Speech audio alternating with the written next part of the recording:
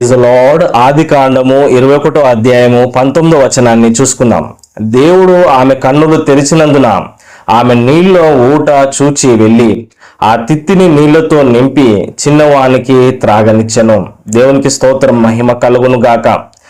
దేవుడు హాగరు కన్నులు తెరిచినాడు, ఆమె నీళ్ళ ఊట చూసింది.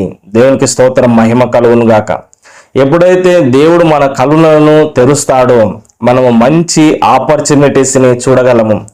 ఎప్పుడైతే దేవుడు మనకు జ్ఞానం ఇస్తాడో మంచి భవిష్యత్తును మనము కలిగి ఉంటాము. మంచి నిర్ణయాలు మనం చేసుకోగలుగుతాము. సమస్యల్లో, ఇబ్బందుల్లో ఇరుక్కపోయిన వారు మరి దేవునికి మొరపెట్టి ప్రార్థన చేసినట్లయితే దేవుడు మీ కన్నులను తెరుస్తాడు.